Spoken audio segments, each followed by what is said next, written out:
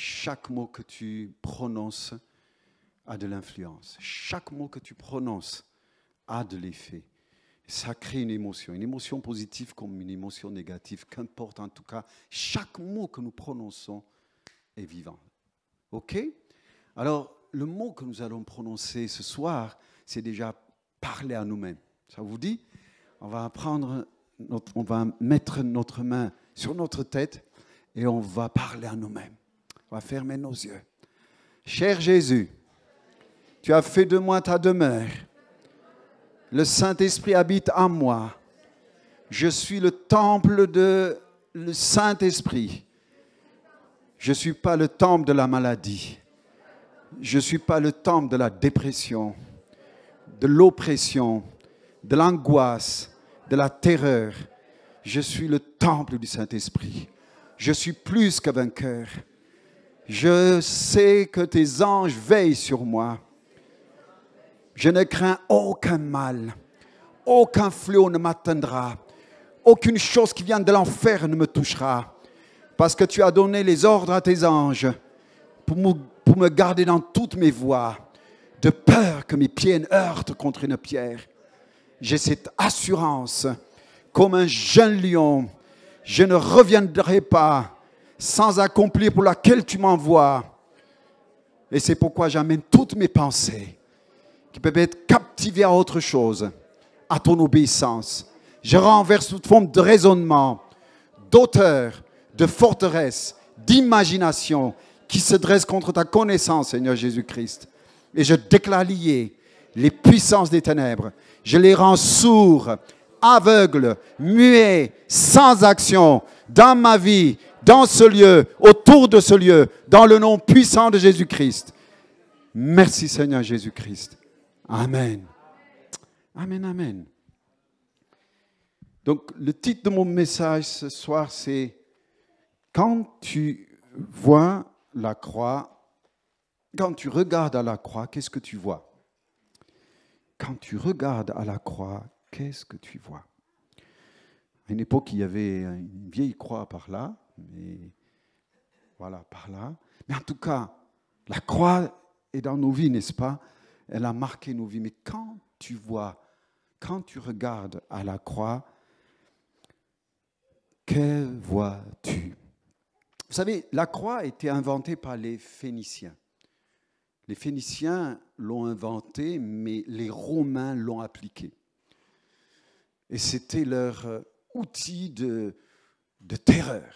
En fait, c'est pour intimider les ennemis qu'ils crucifiaient les gens. Et comme l'agonie et la souffrance étaient telles, ça durait 3-4 jours. Imaginez les gens qui s'opposaient à Rome avaient la trouille de leur vie. Jamais ils oseraient faire quelque chose contre Rome. Ce qu'il fait, c'était un moyen d'intimidation et aussi un moyen de tourment, de persécution et d'agonie que les Phéniciens avaient inventé. Mais alors, le jour de la crucifixion de Jésus, Jésus n'était pas le premier à être crucifié. Il y en a eu d'autres avant lui. Il y en a eu d'autres après lui. Mais il y a une particularité de cette crucifixion de Jésus qu'on doit aujourd'hui comprendre et saisir, et des secrets sur cette croix.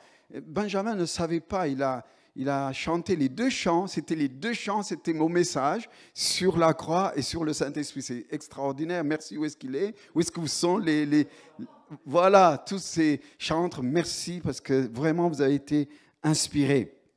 Alors, que voyez-vous lorsque vous regardez à la croix de Christ? Le jour où Christ a souffert, il y avait beaucoup de gens qui étaient présents à cette croix. Donc, il y a plein de catégories de personnes qu'on peut voir ce jour-là.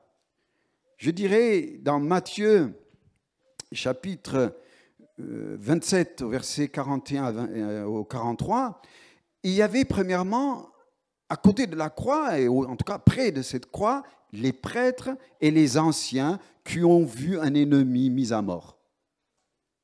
Alors, eux, ils se régalaient.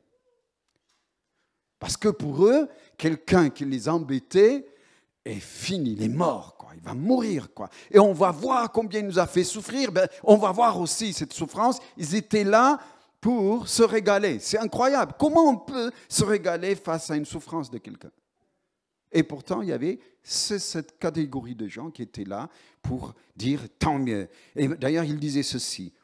De même aussi, les chefs des prêtres, avec les scribes et les anciens, se moquant, disaient, il a sauvé les autres, il ne peut se sauver lui-même. S'il est le roi d'Israël, qu'il descende maintenant de la croix, et nous le croyons. Il a compté sur Dieu, qu'il le délivre alors maintenant, s'il le veut, car il a dit, je suis le Fils de Dieu. Matthieu, chapitre 27, versets 41 à 43. C'est incroyable.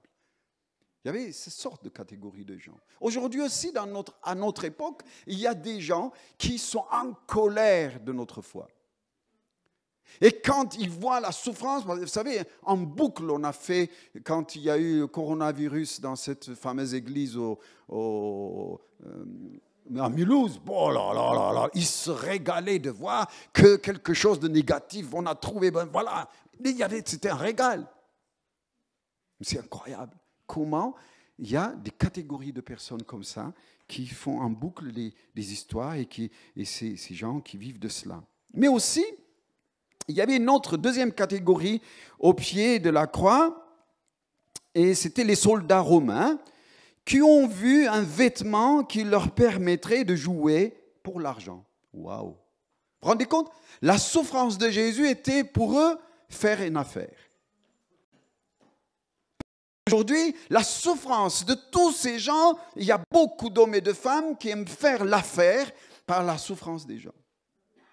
Au travers de cette souffrance. Des catégories de gens. Vous savez, quand je parle de cette catégorie, ce sont des choses de notre époque aussi. Les gens sont comme ça. Malgré la souffrance des autres, on voit que l'argent qu'on cherche. J'aime ce passage de Marc chapitre 8, verset 36.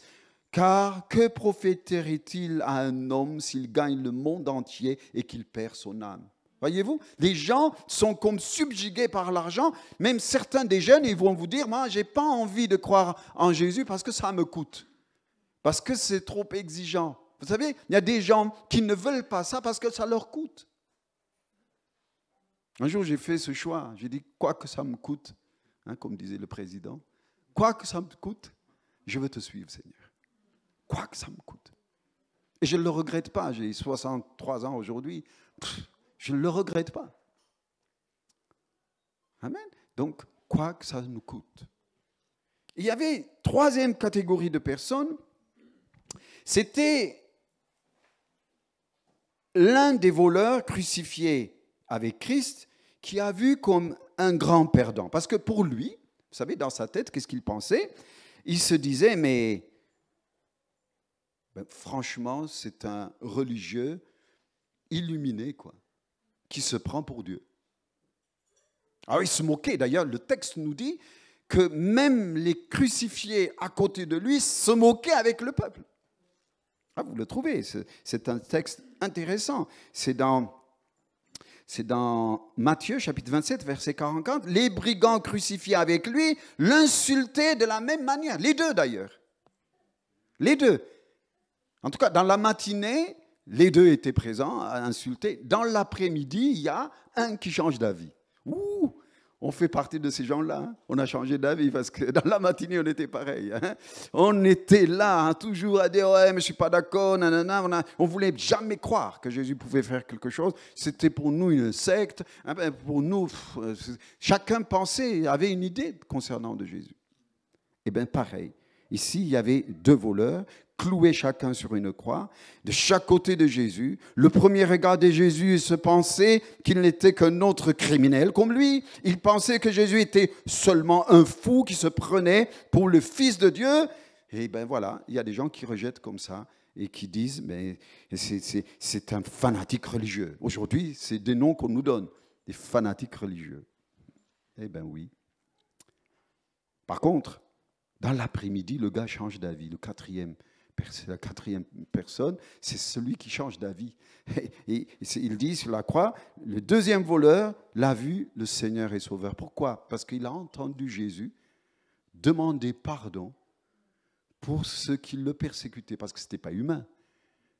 Lui, il était habitué à tout ce qui est violent, à tout ce qui est injuste. Donc, d'un seul coup, il entend quelqu'un qu'on persécute, qu'on est en train de le tuer, qui demande au Père en disant ceci. Jésus dit, Père, pardonne-leur, car ils ne savent pas ce qu'ils font. Luc chapitre 23, verset 34. C'était la quatrième catégorie de personnes.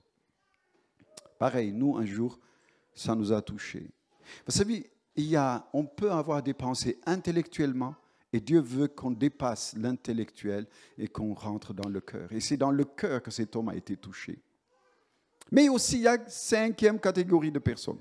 Des gens qui sont venus pour voir quelle magie va-t-il faire aujourd'hui. Vous savez, parce que pour eux, Jésus changeait le pain, il multipliait le pain, il ressuscitait des morts, il faisait de ces miracles. Alors, certains sont venus en disant, je suis sûr aujourd'hui il va faire quelque chose. Il ne va pas rester cloué à la croix, ce n'est pas possible. D'ailleurs, l'erreur de tous les disciples, c'était là. Moi, je vais vous dire une chose. Si Pierre a changé d'avis à la fin, il espérait jusqu'au bout que Jésus allait faire quelque chose. À un moment, il a remarqué que Jésus n'agissait plus. Il a commencé à dire, moi je ne le connais pas, je ne l'ai jamais vu, vous vous rendez compte? Pourquoi? Parce que sa foi n'était pas basée sur ce que disait Jésus, mais sur l'expérience qu'il avait vécue. Le problème aujourd'hui dans nos églises, ce sont les expériences qui sont au-dessus de la parole. On veut même prouver la parole par des expériences spirituelles et émotionnelles. D'un seul coup, quand il n'y a plus ces expériences émotionnelles ou ces expériences spirituelles qui font dresser les poils, et bien d'un seul coup, oh là là, où est Jésus? Où est-ce qu'il est parti? Parce qu'on n'a jamais basé notre foi sur la parole. Et le problème, voyez-vous, ces gens qui suivaient Jésus, qui regardaient ce qu'il allait se passer, ils n'attendaient pas que Jésus allait faire quelque chose. Parce que leur vie était basée sur une expérience émotionnelle, sur une expérience spirituelle. Si on dit qu'il y a quelqu'un qui fait des miracles, je peux vous dire, les salles sont pleines. Parce que c'est une expérience émotionnelle, sensationnelle. On ne veut pas écouter ce qu'il dit. Pourtant, Jésus, avant de mourir, il racontait une histoire en disant « je vais mourir et ça sera une autre alliance que je vais conclure. » Mais personne ne l'a entendu. Y compris Pierre. On est pareil. Hein? On parle d'eux, parlons un peu de nous. Et toi, que se passe-t-il quand tu vois la croix? Que penses-tu en regardant à la croix? Que vois-tu lorsque tu regardes à la croix? C'est une question que je te pose. Moi, je vois 3 choses quand je regarde à la croix. 3 choses. La première, c'est une histoire d'amour la plus puissante qui existe. Ce que vous ne vous rendez pas compte, c'est que le mot alliance, vous savez, le mot alliance, souvent quand on parle de l'alliance, on a tendance à croire que c'est juste un contrat. C'est le seul contrat basé sur une émotion. C'est une histoire d'amour d'ailleurs. C'est pour ça d'ailleurs on dit bague d'alliance, parce que c'est un contrat basé sur une émotion. Dieu est tombé amoureux de l'humanité. Tu ne te rends pas compte. Tu ne te rends pas compte combien tu es aimé. Tu ne te rends pas compte. Dieu est tombé tellement amoureux de l'humain qu'il s'est fait homme pour venir sur la terre. Mais il y a une raison. Un jour, quelqu'un m'a posé une question. Il m'a dit, si ton Dieu est si puissant que tu le dis, si ton Dieu, il est omniscient, omniprésent, omnipotent, tout ce que tu veux, mais pourquoi il n'a pas décidé du ciel, régler l'histoire et te récupérer? Qu'est-ce qu'il a peur? De quoi il a peur? Qu'est-ce qui l'a empêché? Mais ce que tu ne sais pas, et ce que je ne savais pas depuis pas mal de temps, et d'un seul coup j'ai compris une chose, c'est que le terme alliance, si vous voyez dans l'Ancien Testament, Abraham n'a pas conclu alliance. C'est Dieu qui a conclu avec Abraham. Abraham n'a pas conclu l'alliance. Pourquoi? Le terme alliance est réservé qu'à quelqu'un qui est immortel. Écoutez bien. Le terme alliance est réservé pour des immortels. C'est pour ça Dieu, en concluant l'alliance, il a pris aussi la place d'Abraham. D'ailleurs, Abraham n'a rien fait, si ce n'est pour lui dire, attends, ben écoute, comme tu es mortel, on va faire en sorte qu'on se souvienne tout le temps, on va circoncire ta descendance, juste pour qu'on se souvienne. Voyez-vous? Et c'est pour ça, la descendance d'Abraham ne pouvait pas comprendre cette histoire d'amour entre Abraham et Dieu. Mais Dieu, lui, il a fait l'alliance. Et cette fois-ci, par contre, il a fait une chose extraordinaire. L'immortel est devenu mortel pour prendre la place de l'humanité. Et c'est pourquoi Jésus est venu sur cette terre pour régler l'histoire du mariage. C'est la plus belle histoire d'amour. Dieu se faire homme, venir sur la terre, jusqu'à ce niveau que tu es aimé. L'immortel s'est fait passer pour mortel. Il a pris la place des mortels que nous sommes. Amen. Et entre deux immortels, il a conclu alliance. Amen. Le Père, le Fils, le Saint-Esprit, immortel, conclut une alliance. Et cette alliance qui conclut une histoire d'amour, quand je regarde à la croix, waouh, c'est ça qui m'impressionne. J'ai dit, mais tu es tombé amoureux à ce point. Dieu est tombé amoureux de toi, tu sais. Même quand toi, tu ne te sens pas valable. Quand toi-même, tu te sens, non, je ne suis pas au niveau, mais comment il a fait pour m'aimer? Souvent, c'est des questions que je pose au Seigneur. Comment tu fais pour m'aimer? Mais l'amour, c'est irraisonnable, n'est-ce pas? La raison de l'amour, c'est d'aimer sans raison. Vous savez ça, hein? La raison de l'amour, c'est d'aimer sans raison. Il n'y a aucune raison. Il est tombé amoureux de nous. C'est ça, sa raison. Si seulement tu saisis ce secret de la croix, quelque chose se passe à l'intérieur de toi. Cette alliance t'a permis d'être un héritier. Un jour, une autre personne m'a posé une question. Il m'a dit, je ne sais pas pourquoi vous, les évangéliques, vous dites l'ancienne et nouvelle alliance. La Bible parle plutôt... pourquoi vous dites l'Ancien et le Nouveau Testament? Parce que c'est l'ancienne et une nouvelle alliance. Je lui dis, c'est vrai, mais il fallait un testament si je voulais être héritier de quelqu'un. Si vous allez chez le notaire et que vous avez fait une donation en tant que vivant, le notaire ne donnera jamais un sou pour celui qui viendrait tant que le gars est toujours vivant. Il fallait qu'il meure, mes bien-aimés. Sinon, tu n'allais pas hériter ce que tu as hérité aujourd'hui. Le pardon, le salut, la guérison, tout ce que tu veux, tu ne peux pas hériter sans la mort. C'est pour ça que l'Ancien et le Nouveau Testament étaient volontairement marqués bibliquement. Amen. Donc c'est un testament. Oui, j'ai un testament, mais celui qui était mort, comme disait dans Apocalypse, il dit, j'étais mort, mais je suis vivant. Amen. J'étais mort, il dit. Il dit exprès. Pourquoi? C'est comme ça que tu as l'héritage. L'héritage de la vie éternelle. L'héritage d'avoir la même vie que ton Seigneur. Le même droit. Le même droit, tu le sais. Jean 17 nous dit, il a aimé. Père, aime-les comme tu m'as aimé. Ouh, tu es aimé autant que Jésus, tu le sais ça. Tu ne te rends pas compte parce que toi, tu veux sentir l'amour. Je repose une question. Qui a un cerveau ce soir? Est-ce que tu le sens? Pourtant, tu le sais. Amen.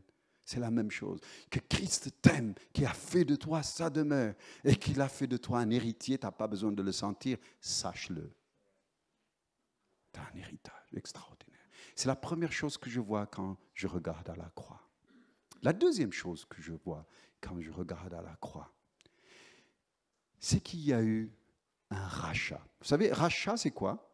C'est quand quelque chose qui vous appartient, on vous l'a piqué et vous venez racheter. C'est à vous, tout le monde est au courant, sauf, ce n'est plus dans votre main, c'est une autre personne qui le possède et vous venez racheter, payer pour la même chose qui vous appartient et reprendre. C'est ça, racheter. Maintenant, Qu'est-ce qu'il y a eu comme rachat? Il y a 3 choses que la Bible nous parle au niveau rachat. Dans l'Ancien Testament, d'ailleurs, dans Genèse, quand vous commencez, il dit « Au commencement, Dieu créa les cieux et la terre. » Donc, il y a eu un rachat quoi? Du temps, au commencement, créa les cieux, espace, et la terre, matière. À la croix, le péché a tellement bousillé tout, le temps était perturbé, l'espace était perturbé, la matière est perturbée, tellement perturbée que souvent on tombe malade. C'est le fruit du péché, la maladie. Dieu n'a jamais créé la maladie. Hein. La matière est perturbée. Et à la croix, il a résolu ce problème du péché. Quand les gens viennent me dire souvent, mais tu sais, Dieu, il est amour, n'est-ce pas? Oui, mais il est lumière, il est saint, n'est-ce pas? Et cependant, en tant que Dieu d'amour, il devait aimer tout le monde, prendre tout le monde dans ses bras. Et pourtant, il est venu résoudre un problème qu'on appelle le péché. Dans l'Ancien Testament, le péché avait été catégorisé. Différents niveaux. Il y avait des péchés volontaires, des péchés involontaires, des péchés mortels, des péchés... Avec le sacrifice, ça pouvait s'arranger. Mais quand Jésus est venu, Jésus a résolu le problème du péché en totalité. Mais attention, Romains chapitre 6, verset 23 nous dit, le salaire du péché, ça veut dire petit comme grand, le salaire du péché, c'est la mort. La mort se nourrit du péché. Amen. Donc, même quand Jésus a résolu, parce que le sang des boucs et des animaux ne pouvait résoudre que quelques péchés. Il y a 2 péchés principaux, on dit, c'est ça? 2 péchés principaux que la Bible, l'Ancien Testament, était très grave. Premièrement, c'était tout le domaine sexuel. Quand on trouvait quelqu'un en adultère, on le sortait, on le lapidait. Il n'y avait pas de sacrifice pour le sauver. Quand les gens vivaient des choses contre nature, ben on les sortait, on les brûlait, on les lapidait. Il n'y avait pas de sacrifice. Vous ne vous rendez pas compte, quand Jésus est venu à la croix, il est venu pour résoudre le problème du péché. Il est venu pour ça. Et je vais vous dire pourquoi il a résolu ça. Il y a une raison qui viendra. Il est venu résoudre ce problème. Il y avait le domaine sexuel, mais aussi il y avait un autre domaine que la Bible parle, tout ce qui est dépravation spirituelle. Tout ce qui est l'adultère spirituel, comme l'adultère physique, c'était les 2 choses que dans l'Ancien Testament, je mets en gros, parce qu'il y a un troisième, le meurtre, qui est aussi que la Bible en parle, mais cependant, il y avait ces 2 choses, parce qu'il faut faire une différence entre tuer et commettre un meurtre. Dans l'Ancien Testament, c'est bourré de tueries. N'est-ce pas? Vous allez dire, mais Dieu est injuste. Ben, il s'entretue, il dit, tu ne tueras pas, et pourtant, ben, David, il a zigouillé combien? Eh ben, Salomon aussi, ben, on va raisonner comme ça. Non, la Bible ne parle pas tu ne tueras pas. Ce n'est pas marqué tu ne tueras pas, c'est tu ne commettras pas de meurtre. Ça veut dire préméditer, calculer. Ok? C'est pour ça que je ne parlais pas de ça. En tout cas, il y avait 2 endroits. Le domaine sexuel et le domaine, tout ce qui est domaine spirituel, l'horoscope, les gens qui lisent leur avenir, qui regardent, lisent leur avenir au travers du café. Là, souvent, les gens rigolent. En France, aujourd'hui, vous savez, l'horoscope, il y a des gens qui achètent leurs journaux justement pour voir leur horoscope. Eh bien, dans l'ancien temps, je peux te dire, mon gars, tu étais lapidable. Si on peut le dire. On te lapide. Parce qu'il n'y avait aucun moyen de le libérer. Ce n'est pas que Dieu ne voulait pas libérer, parce que le sang de Jésus ne suffisait pas, non, le sang des animaux ne suffisait pas pour délivrer. Il fallait que le sang de Jésus vienne résoudre le problème de tous les péchés, petits et grands. Il n'y a plus de catégories. C'est pour ça, Paul disait, le salaire du péché, c'est la mort. Et pourtant, il dit, la grâce, n'est-ce pas? Tenez, continuez ce texte. Qu'est-ce qu'il dit? Le salaire du péché, c'est la mort. Mais le don gratuit de Dieu, c'est exactement, c'est la vie éternelle en Jésus-Christ, notre Seigneur. C'est ça la clé. Donc il est venu résoudre ce problème de la mort. C'est pour ça qu'il ne peut pas accueillir tout le monde tant que la personne ne résout pas. Tu ne peux pas dire, ben écoute, mais il faut que tu règles ton histoire de péché.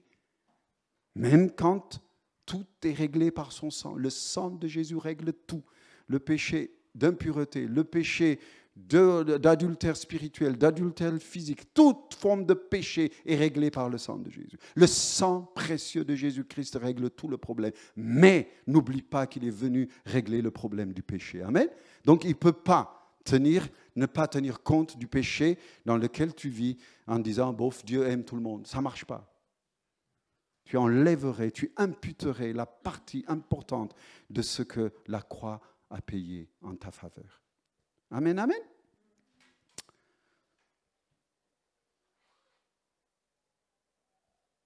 Il a racheté le temps.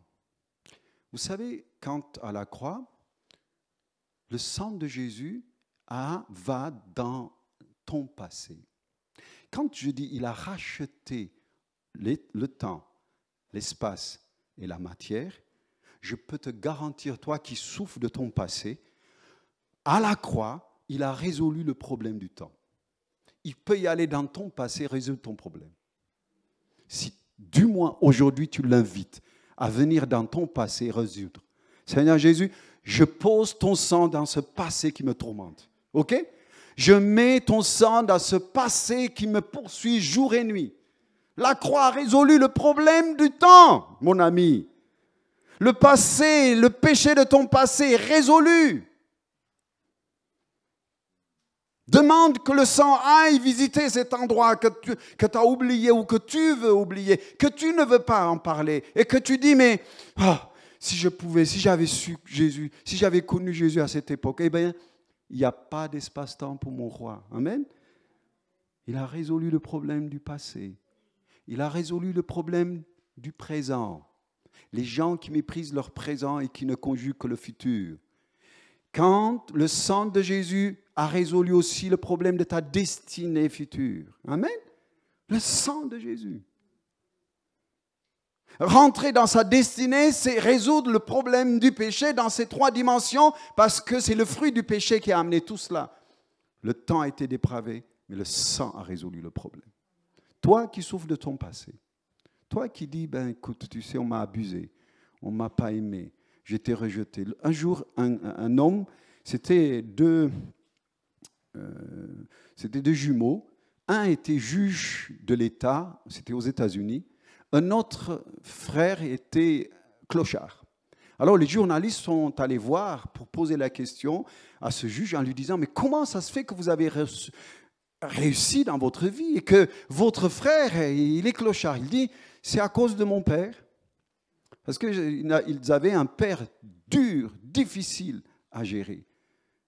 Mais ce juge, donc ce garçon qui est un des jumeaux, avait décidé de réussir et de sortir de cela et d'être le juge des enfants. D'ailleurs, il était juge des enfants persécutés, tous ces problèmes d'enfance.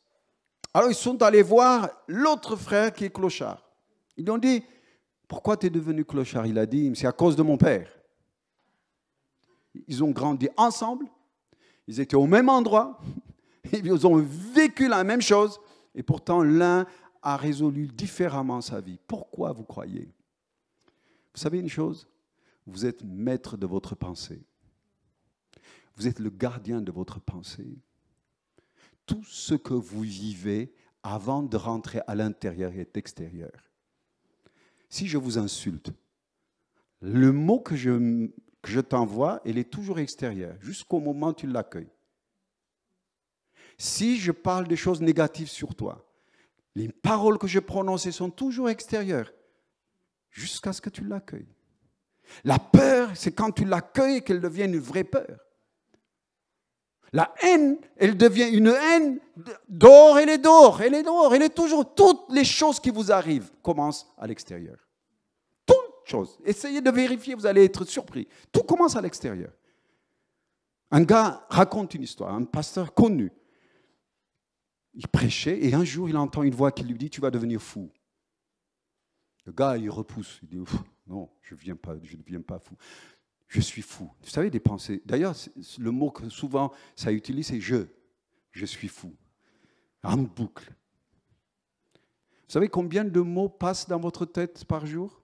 Entre 60 000 à 100 000 mots passent par jour. Toutes les 1,5 secondes, une phrase passe dans votre tête. Les 90% de ces pensées, écoutez bien, les 90% de ces pensées, ce sont des pensées qui passent en boucle. J'en peux plus, je ne réussis pas, personne ne m'aime. C'est en boucle. Le diable le sait. Pourquoi vous croyez dans les publicités, on vous bombarde jour et nuit? Pourquoi nos journaux nous bombardent jour et nuit pour la même chose? Tellement, vous ouvrez là, c'est la même chose, vous ouvrez là, c'est la même chose. Parce qu'ils savent le secret de ce bombardement continuel. Et le diable le sait mieux que vous le pensez. Il est vieux, le gars. Il est rusé, le gars. Des pensées qui passent dans votre tête en boucle. Le sang résolu. Alléluia. Amen. Cet homme commence à parler comme ça. Et d'un seul coup, il dit, une autre pensée le traverse. Tu sais, ta grand-mère était malade. Elle a eu des problèmes de folie. Toi aussi. Secoué. Encore une autre pensée. Cette pensée commence à passer dans sa tête en boucle. Tu vas tomber malade, tu es fou, tu es fou. Et d'un seul coup, il commence à rester à la maison, à s'enfermer de plus en plus. Sa femme était tourmentée. Il dit, mais je ne sais pas qu'est-ce qui lui a pris. En fait, c'était des pensées en boucle qui passaient dans sa tête. Jusqu'au jour, il était en train de crier au Seigneur. Le Seigneur lui dit, mais tu es maître de ta pensée. Tu es le gardien de ta pensée. Chasse-moi ça. La croix a résolu ton problème de pensée, mon ami. De cette pensée qui te dit que ton passé ne peut pas être résolu, je peux te garantir, le sang a résolu ton passé. Le sang précieux de Jésus a résolu ton présent. Le sang précieux de Jésus a résolu le problème de ton futur. Amen. Tu rentres dans ta destinée, mais apprends à dire autrement, à entretenir une autre pensée dans ton cœur. Matière. Ton corps. Je suis le temple du Saint-Esprit, je ne suis pas le temple de la maladie. Parce qu'en boucle, il va te dire, tu vas avoir le cancer. Tu as vu cette douleur-là que tu sens? Oh, tu as vu ce qui se passe là dans tes oreilles? Oh, ça doit être un cancer. Ça doit être un cancer. En plus, quelqu'un de ta famille a un cancer. En boucle. En boucle. Et tu vas aller chez le médecin, j'ai mal là. On regarde, il dit, mais non, vous n'avez rien, madame. Ça fait quelques semaines, tu es un peu en repos. Quelques jours, je dirais. Et tu continues encore. Pourquoi? C'est en boucle que ça continue. Plus tu l'acceptes, les douleurs deviennent réalité. Je t'assure, les douleurs deviennent réalité. Parce que la Bible nous dit, la mort et la vie sont au pouvoir de la langue. Le sang de Jésus a résolu ce problème en boucle. Sur la matière que tu es, sur le corps physique que tu as, sur ton pays, Dieu résout le problème, si tu parlais autrement, sur ton pays, sur ta nation, sur ta région. Amen. Si nous, on ne parle pas, si nous, on ne résout pas le problème en parlant à travers de ce sang de Jésus pour notre nation, qui le résoudra? Personne. Vous êtes le dernier bouclier de cette adversité qui poursuit la terre et qui poursuit notre nation. Le dernier, il n'y a pas d'autre. La terre crie. La révélation des fils de Dieu C'est ça, la France crie la révélation des fils de Dieu. Et à nous, on se mange les uns et les autres.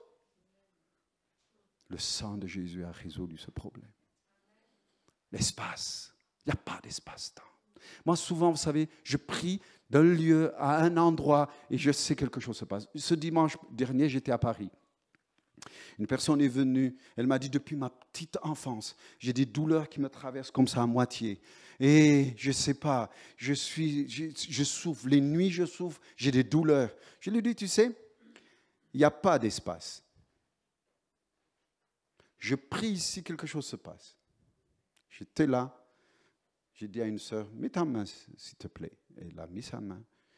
J'ai dit, toi, douleur, tu sors et tu disparais à jamais. Instantanément, la douleur est partie. Instantanément, il n'y a pas d'espace-temps.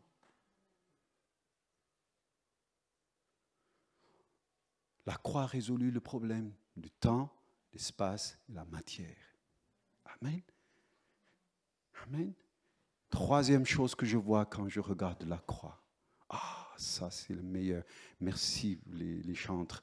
Vous ne saviez pas parce que moi je parlais sur le Saint-Esprit aussi. Et alors, ils ne savaient pas, tant mieux. Vous savez, c'est extraordinaire ça. On ne sait pas comment on dit, on ne sait pas consulter l'un et l'autre. La troisième chose que je vois quand je regarde la croix, quelqu'un qui était absent de la terre est venu sur la terre. Vous savez, dans l'Ancien Testament, les seuls qui avaient l'onction ou l'Esprit de Dieu, c'était les sacrificateurs, les fils d'Aaron, les prophètes et des fois les rois. Ce n'était pas tous les rois qui avaient. OK? Et des fois. David l'avait, les autres moyens. En tout cas, il y a une chose, le Saint-Esprit a été invité. Vous vous rendez compte? La croix a résolu l'absence du roi de gloire, le Seigneur des Seigneurs, comme nous dit ce texte. Et qui est l'Esprit? L'Esprit est Seigneur. Amen. Le Saint-Esprit est Seigneur. On peut le dire ensemble. Le Saint-Esprit est Seigneur. Il est Seigneur, il est Dieu. Le Saint-Esprit est venu. C'est pour ça, Ésaïe 6, il ne le savait pas, il chantait. La terre est remplie de sa gloire. La terre est remplie de la présence de Dieu. Aujourd'hui, le ciel a été ouvert. Ce ciel qui était fermé. Les anciens disaient ceci. Oh, si le ciel s'ouvrait, disait-il. Oui, le ciel est ouvert. La présence de Dieu est répandue dans chacun de nous. Il a fait de nous sa demeure. Le Saint-Esprit est venu pour faire de nous quoi? Des rois et des sacrificateurs. Vous savez c'est quoi la différence? C'est que le roi, c'est celui qui résout tous les problèmes, tout ce qui touche la matière, le temps et l'espace. Par contre, tout ce qui est sacrificateur, c'est celui qui plaide la cause des autres. On est devenus des plaidoyeurs, alléluia, des gens qui crient pour d'autres. Chacun de nous, on est le fruit de la prière des gens. Personne ici ne peut dire « Ouais, moi j'ai connu Jésus parce que j'étais intelligent. » Eh bien non. Même les disciples, même les 12 disciples, Jésus s'est mis à genoux pendant 40 jours pour les arracher, pour qu'ils rentrent dans ce royaume. À combien plus forte raison, nous sommes le fruit de la prière. Tu es celui qui plaide, qui peut crier en faveur des autres. Tu es devenu prêtre et prêtresse. Tu es devenu roi, celui qui résout le problème de tes finances, le problème des finances de ta nation, de ton église. Tout ce que tu veux, espace, temps et matière est résolu par le roi. Nous sommes devenus des rois et des sacrificateurs. Amen. Des prêtres et des hommes d'affaires. Et des femmes d'affaires. C'est ça ce qui s'est passé. La venue du Saint-Esprit a résolu tout le problème. Alléluia. Tu ne peux pas recevoir la guérison sans le Saint-Esprit. Tu ne peux pas recevoir la délivrance sans le Saint-Esprit. C'est pour ça, tout à l'heure, quand je vous disais, je priais, ce n'était pas Tef, parce qu'il a quelque chose d'extraordinaire. Non, le seul extraordinaire que j'ai, c'est le Saint-Esprit en moi. J'ai cette assurance que le Saint-Esprit a fait de moi sa demeure. Et quand je parle, la chose se passe parce que je lui prête ma bouche, c'est tout. Je lui ai prêté ma bouche. Amen. Prête-lui tes mains. Alléluia. Prête-lui tes yeux. Ton amour, ton affection, prête-lui ton corps. C'est pour ça, Romains 12 nous dit, offrez votre corps comme un sacrifice vivant qui sera de votre part un culte raisonnable. C'est offre-lui tes propos, offre-lui. Mais le Saint-Esprit ne vient que seulement quand on a soif de lui. Écoutez bien, si quelqu'un n'a pas soif du Saint-Esprit, il ne viendra pas. Le Saint-Esprit fait 3 choses. Dans Jean chapitre 16, ce qui est intéressant, il vint convaincre le monde. Il vient convaincre le monde. Quand le Saint-Esprit vient, ce qui est fantastique, il vient convaincre le monde, comme nous dit ce texte. Vous savez, j'aime Jean chapitre 16. Il dit, le Saint-Esprit vient pour convaincre le monde. Ce n'est pas les non-chrétiens. Ce n'est pas les chrétiens qui viennent seulement convaincre. Mais il vient convaincre d'abord. Avant de rencontrer Jésus, vous avez tous été poursuivis par le Saint-Esprit. Même pour la personne la plus méchante sur cette terre. Le Saint-Esprit vient convaincre en lui disant, tu sais, il y a un moyen de s'en sortir. Tu sais, tous on a été poursuivis. Personne d'entre nous. Nous avons échappé ça. Au verset 8. Et quand il sera venu, il convaincra qui? Le monde. Pas les chrétiens. Toi, tu es un être convaincu. Ici, il n'y a que des convaincus, je l'espère. Est-ce qu'il y a des convaincus ici? Si vous l'êtes, eh bien, cette fois-ci, il a changé de place. Il n'est plus avec toi pour te convaincre. Il a fait ce travail. Maintenant, il a fait de toi sa demeure. Amen. En faisant toi ta demeure, qu'est-ce qu'il fait? Il t'instruit. Amen, amen. Donc l'instruction du Saint-Esprit vient une fois qu'il t'a convaincu. C'est pour ça les gens qui sont doux, méchants, même Hitler, je suis sûr, il est poursuivi par le Saint-Esprit s'il pouvait se repentir. Le Saint-Esprit, tu comprends, pour toute l'humanité, il suivait pour convaincre en disant, mais Jésus est le chemin, viens, repens-toi. C'est pour ça, nous, on a la responsabilité de dire un mot, 2 mots aux gens que nous rencontrions. Parce que le Saint-Esprit ne peut pas se poser sur rien. Il faut qu'il trouve un mot. C'est pour ça que quand vous rencontrez des gens dehors, dites-leur, Jésus t'aime. Même si ça les énerve. Jésus t'aime. Au revoir. Vous allez voir, juste sur ce mot, le Saint-Esprit poursuit la personne. C'est incroyable ce qui se passe. Moi, j'étais poursuivi comme ça, par ce mot. Jésus t'aime. J'ai dit, mais comment un gangster comme moi, comment il fait pour m'aimer? Je ne voulais pas. Mais il m'a poursuivi, il m'a convaincu que j'étais aimé, que je pouvais être pardonné, que je pouvais tout recommencer, que mon passé pouvait être résolu. Amen. Et c'est comme ça que sa vie te commence. Il vient en toi pour t'instruire. T'instruire sur la bonté de Dieu. T'instruire comment tu dois te comporter. Une des choses que nous, les chrétiens, nous oublions, c'est tu aimeras ton Dieu de tout ton cœur, de toute ton âme, de toute ta force. On s'arrête là. Mais il faut pas... Voilà. Est-ce que ta pensée est les disciples de Christ? Pourtant, Philippiens nous dit que nos pensées soient, ayez la pensée qui est en Christ, et pense, comment il dit,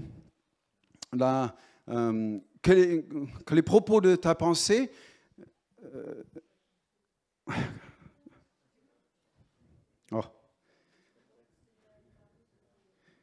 oui, voilà. Voilà, juste au début, qu'est-ce qu'il dit?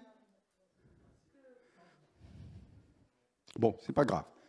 En tout cas, c'est dans Philippiens, chapitre 4, si je ne me trompe pas. Que les propos de tes pensées, ou bien que soient purs, justes, ainsi de suite, il nous dit. Pourquoi? C'est tes pensées. Amen. Le Saint-Esprit veut t'instruire. Amen. T'instruire à te protéger. Commence par protéger ta pensée. Le lieu crâne que je vous ai appris l'autre jour, ta vraie guerre est là, c'est pas ailleurs. Donc si tu commences à protéger ta pensée, l'instruction de Dieu commence à une réalité. Amen. Tu as, Myriam? Tout ce qui est vrai, tout ce qui est honorable, tout ce qui est juste, tout ce qui est pur, tout ce qui est aimable, tout ce qui mérite l'approbation, ce qui est vertueux et digne de louange, soit l'objet de vos pensées. Exactement, l'objet de tes pensées, c'est ça. Et c'est avec ça qu'on commence. Amen. L'instruction du Saint-Esprit en moi commence par résoudre le problème de ma pensée. Quelqu'un qui a le Saint-Esprit, il sait garder sa langue.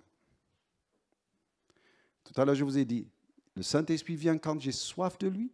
Le Saint-Esprit demeure en moi quand je garde ma langue. Apprenez à garder vos langues.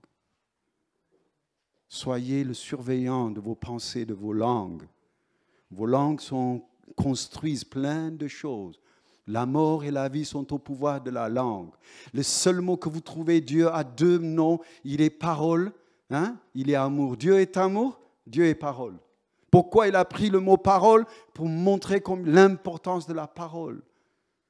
Quand quelqu'un dit j'aime le Saint-Esprit, il garde sa bouche.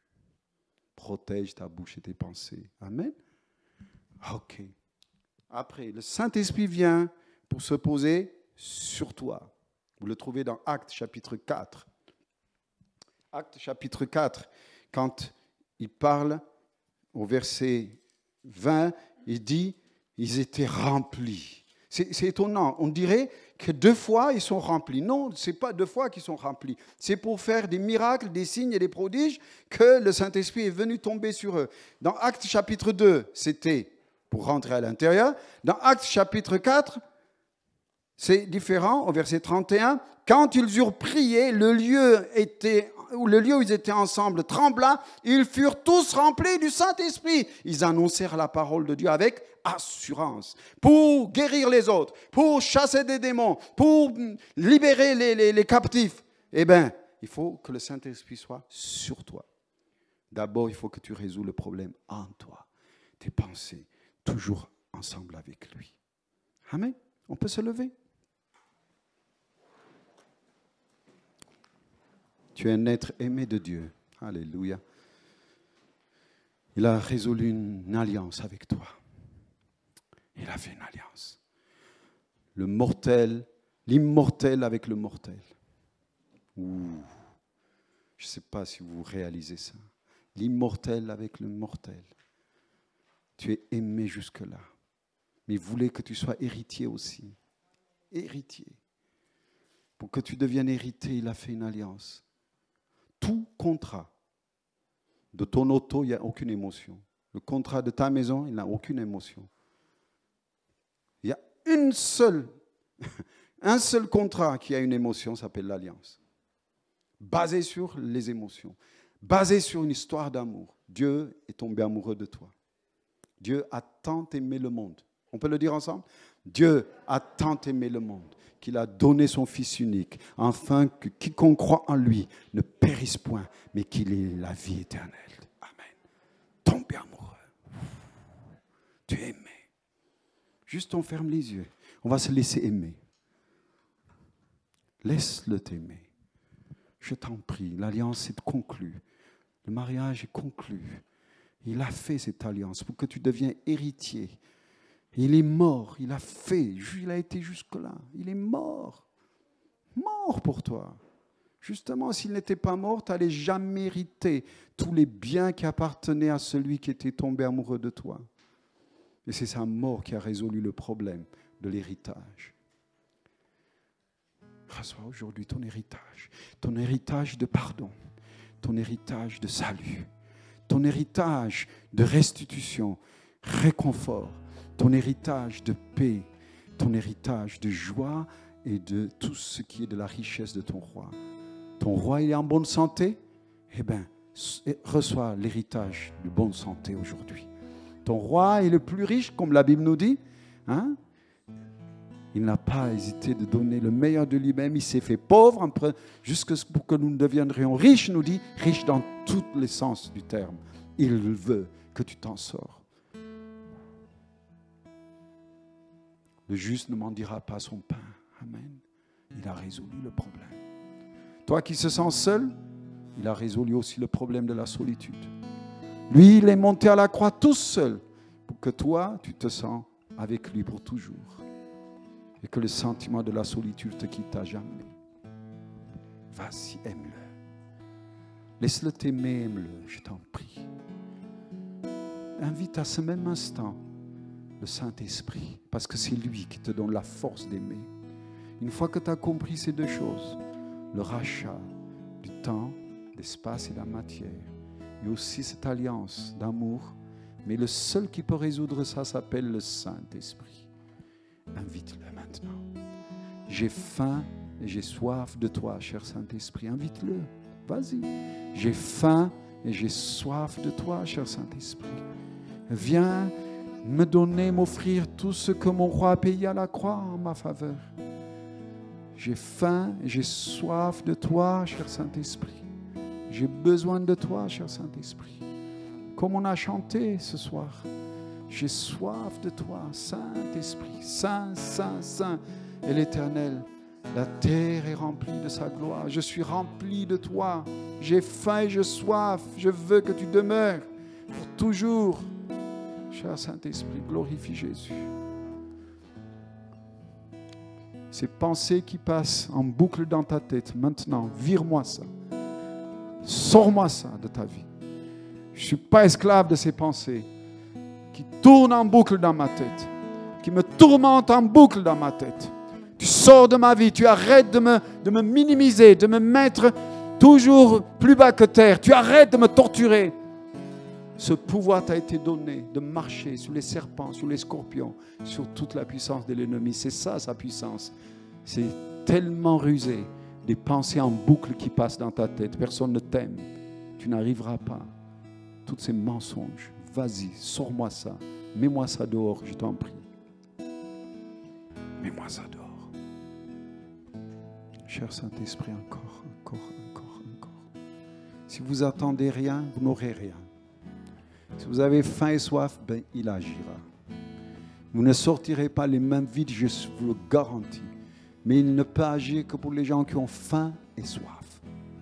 J'ai faim de toi. J'ai soif de toi. Soif de toi. Comme une biche qui soupire derrière les courants d'eau. Je soupire derrière toi, mon roi. J'ai faim, j'ai soif. Ne retire pas ton Esprit Saint, disait-il, psalmiste. J'ai faim, j'ai soif. Garde ma bouche, mets ta main sur ma bouche pour que ta présence demeure tout le temps en moi. Aide-moi, rappelle-moi à chaque fois quand des mauvaises paroles allaient sortir de ma bouche. C'est le signe que quelqu'un qui sait accueillir le Saint-Esprit, c'est celui qui garde sa bouche.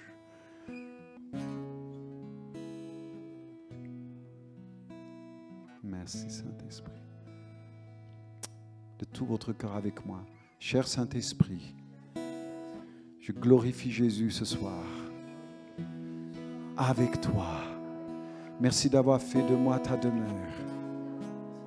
J'ai faim et j'ai soif de toi. J'ai éperdument besoin de toi. Conduis mes pas. Instruis-moi. Que je sois un outil de bénédiction pour d'autres. Un outil de salut pour d'autres. Je te remercie d'avance. Et au nom de Jésus-Christ, par ta puissance, cher Saint-Esprit, je brise toutes ces pensées qui tournent en boucle dans ma tête, me concernant ma famille, concernant ma santé, concernant mes relations, concernant mon corps physique, concernant mes finances, concernant mon église, concernant ma relation spirituelle avec Dieu, concernant mes enfants, concernant mon avenir, concernant mon passé, concernant mon présent.